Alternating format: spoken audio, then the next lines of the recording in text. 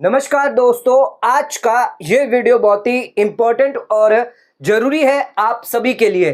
आज के इस वीडियो का टॉपिक है, एक ही दिन में आईटीआर प्रोसेसिंग हो रही है, रिफंड जारी किया जा रहा है, क्या है पूरा सच है।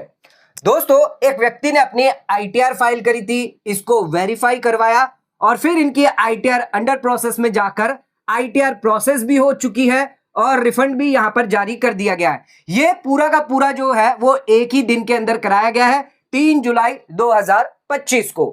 तो कई लोगों की यहां पर आईटीआर जो है वो 1 से 2 दिन के अंदर, 2 घंटे के अंदर भी यहां पर प्रोसेस हो रही है। लेकिन कई लोगों की ऐसी आईटीआर है जिन्होंने जून महीने में भरी है, लेकिन उन्हीं की अब तक आईटीआर प्रोसेस नहीं हो रही है। आइए देखते हैं इनकम टैक्स पोर्टल पर क्या एक्चुअल डाटा दिया गया है। तो अगर आप इनकम टैक्स पोर्टल पर जाते हैं, स्टैटिस्टिक्स चेक करते हैं, तो टोटल इंडिविजुअल रजिस्टर कितने हैं? 13 करोड़। इसमें से आईटीआर कितनों ने फाइल करी है? 90 लाख। और कितनी आईटीआर वेरीफाई हुई है? 86 लाख। यानी 4 लाख आईटीआर ऐसी है जिन्होंने अभी तक वेरिफिकेशन नहीं किया है। सरकार ने यहां पर आपको 30 दिन का समय दिया जाता है। जब आप आईटीआर फाइल करते हैं, 30 दिन के अंदर अंदर आपको वेरिफिकेशन करना होता है। अगर आपका 30 दिन निकल जाता है तो उस केस में जो डेट है आईटीआर की, वो 30 दिन के बाद जब आप फाइल करेंगे वो मानी जाती है। और अगर वो ड्यू डेट से क्रॉस हो जाती है तो उस केस में आपको लेट फीस लगती है। ध्यान रखिएगा, यहां पर वेरिफिकेशन करना बहुत इंपॉर्टेंट है। आप आधार ओटीपी से वेरिफिकेशन कर सकते हैं, आप नेट बैंकिंग के थ्रू वेरिफिकेशन कर सकते हैं, अदर भी कई सारे मोड दिए जिससे आप वेरिफिकेशन कर सकते हैं, या आप फिजिकल कॉपी जो है वो सीपीसी को बेचकर भी वेरिफिकेशन कर सकते हैं। लेकिन ध्यान रखिएगा, 30 दिन के अंदर करना जरूरी है। अब ये जो 4 लाख है, इनका तो अभी रिफंड आएगा ही नहीं जब तक ये वेरीफाई नहीं करेंगे। यानी इन लोगों की तो आईटीआर प्रोसेस होने ही वाली नहीं है। अब बात करते हैं इन 86 लाख की जिन्होंने अपनी आईटीआर वेरीफाइड करवा दी है। तो इनमें से कितनी आईटीआर प्रोसेस हो चुकी है? तो ध्यान रखिएगा, अप टू 30 जून 2025 तक का जो डाटा था, जिसके अंदर अराउंड 4 लाख आईटीआर अब तक प्रोसेस हुई है। मान लीजिए 4-5 दिन और अगर पकड़े तो यहां पर 2 से 3 लाख आईटीआर और प्रोसेस हो गई होगी। यानी कुल आईटीआर अब तक आपकी प्रोसेस हुई है 6 लाख। 6 लाख तक आपकी आईटीआर जो है वो मान के चलते हैं कि प्रोसेस हुई होगी। नॉर्मली तो आपकी 4 लाख तक की हुई है। इसमें भी ध्यान रखिएगा, यहां पर भी जो पुराने सालों की आईटीआर यू है वो भी इंक्लूड होगी, या इस बार की आईटीआर 1 होगी, आईटीआर 4 भी हो सकती है। तो यहां पर जो है वो 4 लाख की आईटीआर टोटल बता रही है कि पूरे फाइनेंशियल ईयर में, यानी फाइनेंशियल ईयर 25-26 में इतनी आईटीआर जो है वो अभी तक प्रोसेस हुई है। मान लीजिए 40-50 हजार हम और कर लेते हैं, चलो 2 लाख हटाते हैं, यहां पर हम लिखते हैं 50,000 आईटीआर और आपकी प्रोसेस हो गई होगी। यानी 4.5 लाख आईटीआर प्रोसेस हुई है। अगर इसका परसेंटेज में देखें तो नॉर्मली 5% निकल कर आता है। तो कहां पर आपकी 86 लाख आईटीआर और कहां पर आपकी 4 से 4.5 लाख आईटीआर अभी तक प्रोसेस हुई है? जो लोग कह रहे हैं हमारी आईटीआर प्रोसेस हो रही है एक दिन के अंदर, अच्छी बात है। यहां पर जो आईटीआर प्रोसेस हुई थी वो थी आईटीआर 4, लेकिन अभी भी कई ऐसे टैक्स पेयर है जिनकी आईटीआर प्रोसेस नहीं हो रही है, पेंडिंग हो रही है, डिले हो रही है। तो उनके क्या कारण हो सकते हैं? सरकार ने इस बार जो है सभी की आईटीआर प्रोसेसिंग को स्टॉप करवाने वाली है। इसके कुछ कारण है, रीजन है, जिसको हम जानेंगे। इसी के साथ आपकी आईटीआर कैसे फास्ट प्रोसेस हो रही है, इसका भी कारण जानेंगे कि किन लोगों की फास्ट प्रोसेस होने वाली है। यानी किन लोगों की फास्ट प्रोसेस होगी, किन लोगों की प्रोसेस स्टॉप कर दी जाएगी, या किन लोगों की डिले प्रोसेस होने वाली है, जानेंगे आज के इस वीडियो में। वीडियो बहुत ही इंपॉर्टेंट है, तो वीडियो को एंड तक जरूर देखें। चैनल पे नए तो सब्सक्राइब करें और बेल आइकन पर ऑल नोटिफिकेशन पे क्लिक करें ताकि आपको आने वाले सभी नोटिफिकेशन रिगार्डिंग हमारे वीडियोस रेगुलरली मिलते रहे। आइए स्टार्ट करते अपना आज के वीडियो को बिना किसी देरी के।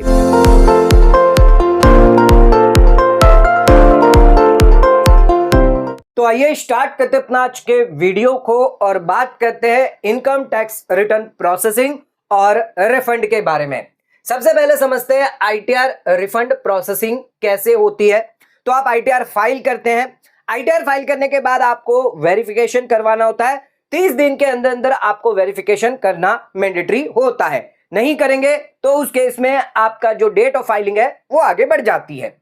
अब इसमें 3 तरीके से आप जो है वो आईटीआर रिफंड के लिए इनकम टैक्स रिटर्न फाइल करते हैं। पहला, आपने या तो नील की रिटर्न फाइल करी होगी और रिफंड पूरा जो है वो यहां पर क्लेम किया होगा। यानी आपकी जो इनकम थी वो बिलो बेसिक एग्जम्पशन लिमिट थी, गलती से आपका टीडीएस डिडक्ट कर लिया गया था, कई बार बैंक कर लेती है, तो उस केस में आप रिफंड फाइल कर रहे हैं, नील की आईटीआर।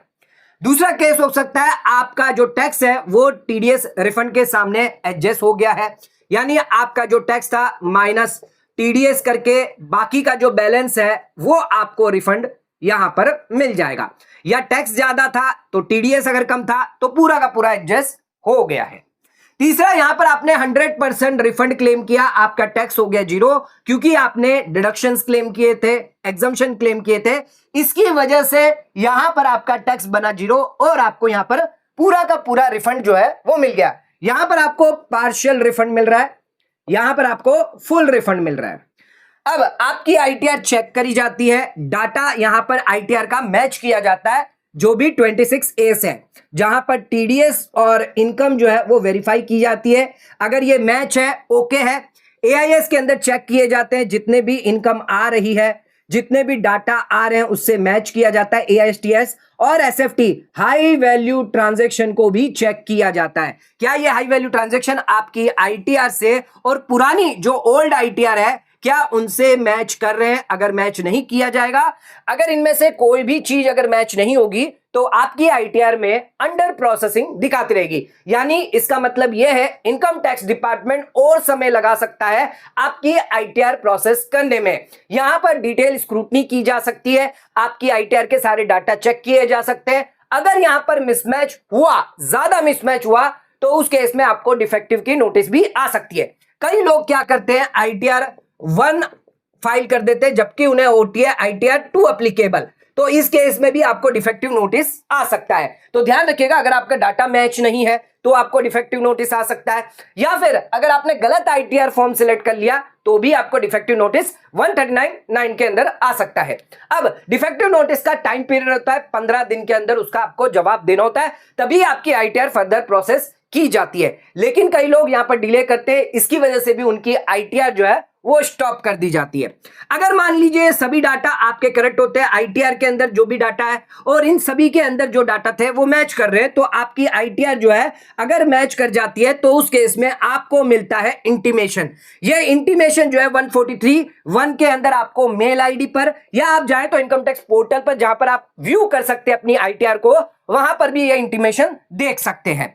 ध्यान रखिएगा, इस इंटीमेशन की मैक्सिमम टाइम लिमिट यहां पर दी गई है 31 दिसंबर 2026 तक, यानी यहां पर इनकम टैक्स डिपार्टमेंट 31 दिसंबर तक आपको यहां पर जो है इंटीमेशन भेज सकता है। तो इतना समय पीरियड होता है, लेकिन इतना ज्यादातर वक्त नहीं लगता। आईटीआर 1, आईटीआर 4 छोटी आईटीआर होती है, उसमें लगभग 1 महीने का समय लगता है, और जो आईटीआर 2, आईटीआर 3 है, जबकि आईटीआर 2 और सरकार ने 3 अभी तक स्टार्ट नहीं करी है, तो इसका तो समझ लीजिए इसमें तो अभी जब तक ये आएगी मतलब 1 महीने तो इसको आने में लग जाएगा। इसके बाद आप फाइल करेंगे और फाइल करने के बाद भी 2 से 3 महीने लगेंगे आईटीआर प्रोसेस होने में, तो कुल इसमें लगभग 4 महीने आपको लगने वाले हैं। ये छोटी आईटीआर है तो जल्द प्रोसेस हो जाती है। तो हमने जो केस देखा था जिसके अंदर 1 ही दिन के अंदर आईटीआर प्रोसेस हो गई है, तो उन्होंने सारे ये डाटा जो है वो मैच करके रखे थे और उनका रिफंड अमाउंट भी कम था, जिसकी वजह से भी उनकी आईटीआर जो है वो प्रोसेस हो गई विदिन 2 आवर्स के अंदर अंदर। अब यहां पर हो सकता है ये इंटीमेशन आने के बाद आपके जो इंटीमेशन है जिसके अंदर नो डिमांड नो रिफंड दिखाई दे रहा होगा, यानी कि आपका रिफंड तो बन रहा था लेकिन इंटीमेशन में आपका रिफंड 0 आ रहा था। अब इसके भी कई कारण हो सकते हैं। हो सकता है आपने फॉर्म 16 के अंदर जो डिडक्शन क्लेम किए थे और अकॉर्डिंग आईटीआर के अंदर जो डिडक्शन थे वो आपने ज्यादा क्लेम कर लिए। हो सकता है आपने excessive deduction, excessive exemption claim किया है, जिसकी वजह से आपका आईटीआर में नो रिफंड नो डिमांड आ रही है, यानी आउटस्टैंडिंग आपका जो टैक्स जो है वो ड्यू पड़ा था, आपने पे नहीं किया, वो नोटिस खड़ी हुई थी, इसका भी एडजस्टमेंट इनकम टैक्स डिपार्टमेंट आपके रिफंड से कर सकता है। तो ध्यान रखिएगा, या तो नो डिमांड नो रिफंड, या अगर आपने ज्यादा डिडक्शन लिए, पिछली आउटस्टैंडिंग भी आपकी बाकी रह गई है, उसको भी एडजस्ट कर दिया, उसके बावजूद भी यहां पर आपकी टैक्स लायबिलिटी आती है, तो आपसे डिमांड जो है वो यहां पर आपको इंटीमेशन में भेजा जा सकता है। इसके अलावा हो सकता है आपको 100% आपका जो रिफंड है वो यहां पर, अगर आपकी सारी चीजें करेक्ट है, आपकी कोई डिमांड ड्यू नहीं है, आपने कोई डिडक्शन क्लेम नहीं किए, फेक डिडक्शन नहीं लिए, तो आपका प्रॉपर रिफंड जो है वो जल्द से जल्द आ जाएगा। तो ध्यान रखिएगा, यहां पर फास्ट प्रोसेसिंग आप कैसे करवा सकते हैं ये समझ लीजिएगा। अगर आपकी आईटीआर मैच करती है 26A से, यानी जितना टीडीएस है उतना ही टीडीएस आप क्लेम कर रहे हैं, जितनी इनकम है उतनी इनकम पूरा प्रॉपर आपने दिखाई है, एआईएस के अंदर ध्यान रखिएगा, सेविंग का ब्याज आता है, आपका एफडी का ब्याज आता है, डिविडेंड आता है, शेयर्स मार्केट की इनकम आती है, म्यूचुअल फंड की इनकम आती है। इसके अलावा ध्यान रखिएगा जीएसटी का टर्नओवर भी रहता है। अब ये जो जीएसटी का टर्नओवर है ये आपका मैच होना चाहिए आपके जीएसटीआर 1, जीएसटीआर 3B, और उसको आपको मैच किससे करना है, आपके बुक से, यानी आईटीआर में जो आप दिखाएंगे वो आपका मैच होना चाहिए। अगर इसमें भी मिसमैच हुआ तो भी आपके आईटीआर जो है वो रोक दी जाएगी। तो कई सारी चीजें जो यहां पर देखी जाती है। इसके अलावा एसएफटी की बात करें, मान लीजिए आपने कैश डिपॉजिट करवाया है 10 लाख से ज्यादा, 20 लाख का करवाया, तो ये जो कैश डिपॉजिट करवाया है, या तो इसको अगर आप एक्सप्लेन नहीं कर पा रहे हैं कि ये कैश डिपॉजिट आपने कैसे करवाया है, तो इस पर आप जो है 60% टैक्स प्लस 25% सरचार्ज और प्लस 4% जो है सेस देकर यहां पर टैक्स भर सकते हैं। ये अनडिस्क्लोज कैश में यहां पर आप दिखा सकते हैं। लेकिन आपको लगता है मेरी सेल थी, कैश सेल थी, तो उस केस में यहां पर फिर आपको जीएसटी नंबर भी लेना पड़ सकता है। अगर आपकी लिमिट जो है वो 40 लाख से ज्यादा है बिजनेस के केस में, गुड्स के केस में, और सर्विस वाले हैं तो 20 लाख से अगर ज्यादा है तो जीएसटी नंबर आपको लेना पड़ सकता है। अगर आपकी और अदर भी सेल थी और ये कैश सेल भी आपने डाली हुई थी जो आपने अपने इनकम टैक्स रिटर्न में आपके आ रही है, 26AS के अंदर आ रही है, एसएफटी के अंदर आ रही है, इस वजह से आपको यहां पर देनी पड़ सकती है, तो फिर आपको जीएसटी में भी कंप्लायंस पूरे करने पड़ेंगे। तो यहां पर आपके लिए बर्डन जो है वो बढ़ जाता है अगर ये कैश डिपॉजिट अगर आता है। तो कई लोगों के यहां पर एसएफटी के अंदर कैश डिपॉजिट डिक्लेयर किए जाते हैं, कई लोग उसका जवाब नहीं दे पाते, या अगर आपके पास प्रॉपर सोर्स है, प्रॉपर इनकम, या ये जो 20 लाख है वो आपके पास कहां से आए थे, पूरे साल में इकट्ठा करे थे फिर आपने डाले थे, तो प्रॉपर डिस्क्लोजर, प्रॉपर सोर्स आपको बताना पड़ता है, तभी उसके हिसाब से आप इसको सेल फिर दिखाकर अपनी आईटीआर में इंक्लूड कर सकते हैं। लेकिन जीएसटी लायबिलिटी ये भी आप पर आ सकती है। तो ध्यान रखिएगा, फास्ट प्रोसेसिंग का एक ही तरीका है, अगर आपकी आईटीआर मैच कर जाती है इन डाटा के साथ और आपका जो इंटीमेशन है, यानी वेरीफाइड भी आप प्रॉपर कर देते हैं, इंटीमेशन अगर आपका आ गया, इसका मतलब यह है कि आपका यहां पर जो है रिफंड आ गया है। तो फास्ट प्रोसेस करवाना है तो आईटीआर को मैच हमेशा रखें 26AS, AIS, TIS से। कई लोगों का यहां पर डिफरेंस होता है कि सेविंग अकाउंट में थोड़ा बहुत 100-200 रुपए का कम ज्यादा हो रहा है, तो उसके मैच रखें। ज्यादा है कोई दिक्कत नहीं है, लेकिन कम ना रखें। जो करेक्शन डाटा है वो रखें, यानी जो 26AS, AIS के अंदर जो डाटा आ रहे हैं उसके हिसाब से आप मैच कर चले। ज्यादा दिखा सकते हैं, कम अगर दिखाएंगे तो उस केस में आपकी आईटीआर जो है वो रोक दी जाती है, क्योंकि सारा सिस्टम जो है वो यहां पर चेक करता है, आपकी आईटीआर के डाटा चेक करता है। यहां पर एआई सिस्टम लगा हुआ है, सारी चीजें चेक की जाती है। ध्यान रखिएगा, अब आप डिडक्शन, एग्जम्पशन भी एक्सेस क्लेम नहीं कर सकते, क्योंकि इस बार ओल्ड टैक्स रिजिम में जितने भी डिडक्शन है उनके अंदर अब आपको एक्स्ट्रा डिटेल देनी पड़ सकती है। लाइफ इंश्योरेंस पॉलिसी है तो उसमें लाइफ इंश्योरेंस पॉलिसी का डॉक्यूमेंट नंबर देना पड़ सकता है। अदर आपको मेडिक्लेम लेना है तो मेडिक्लेम रिलेटेड डिटेल देनी है, लोन लिया हुआ है तो लोन रिलेटेड सारी डिटेल आपको देनी पड़ सकती है। तो इस बार इनकम टैक्स डिपार्टमेंट ने फेक डिडक्शन, फेक एग्जम्पशन को रोकने के लिए आईटीआर फॉर्म्स को जो है वो यहां पर अपग्रेड किया है। ज्यादा डिटेल अब आपसे मांगी जाएगी ताकि आपकी आईटीआर जो है वो यहां पर जब प्रोसेस होगी, जब अंडर प्रोसेसिंग में आएगी, तो आपका जो फेक डिडक्शन है वो आप क्लेम नहीं कर पाएंगे। अगर करेंगे तो उस केस में यहां पर आपकी आईटीआर प्रोसेसिंग रोक दी जाएगी और आपका रिफंड भी जो है वो अटक जाएगा। अब बात करते हैं कौन से कारण है जिसकी वजह से आपकी आईटीआर स्टॉप कर रही है इस बार income tax department. Income tax department ने कुछ जारी किए हैं बातें, जिसके तहत यानी जो एक्सपर्ट्स हैं उनके तहत यहां पर इस साल आईटीआर जो प्रोसेसिंग है उसमें यहां पर जो है डिले ज्यादा हो सकता है। कौन से कारण है, आइए ये जानते हैं कि इस बार आपकी आईटीआर प्रोसेसिंग जो है वो इनकम टैक्स डिपार्टमेंट जो है वो स्टॉप करने वाला है। कई रीजन हो सकते हैं इसके। आपकी पुरानी आईटीआर्स को जो है वो रिव्यू किया जाएगा, आपके पुराने असेसमेंट ऑर्डर को रिव्यू किया जाएगा। हो सकता है पिछले सालों में आपने ज्यादा एग्जम्पशन लिया है या ज्यादा डिडक्शन लिया है, एक्सेस रिफंड आपने क्लेम किया है, या आपके आईटीआर डिफेक्टिव हो चुकी थी और डिफेक्टिव का टाइम पीरियड भी जा चुका था, जहां पर कुछ आपके हाई वैल्यू ट्रांजैक्शन थे, mutual fund, crypto, gaming, business turnover आपका मैच नहीं हुआ था। तो इन कारणों की वजह से आपकी यहां पर पुरानी आईटीआर चेक की जाएगी, आपका कोई असेसमेंट ऑर्डर होगा उसको भी चेक किया जाएगा। अगर ऐसा कुछ भी मिला है तो इस बार आपकी आईटीआर प्रॉपर तरीके से चेक की जाएगी। क्या आपने कहीं फेक डिडक्शन तो नहीं ले लिया, फेक एग्जम्पशन तो नहीं ले लिया, ज्यादा रिफंड लेने के चक्कर में अपनी टैक्स लायबिलिटी को कम तो नहीं कर दिया। ये सारी चीजें जो है वो एनालिसिस की जाएगी, आपके हाई वैल्यू ट्रांजैक्शन, सभी चीजें इस बार डिटेल में देखी जाएगी। तो ये चीज ध्यान रखिएगा।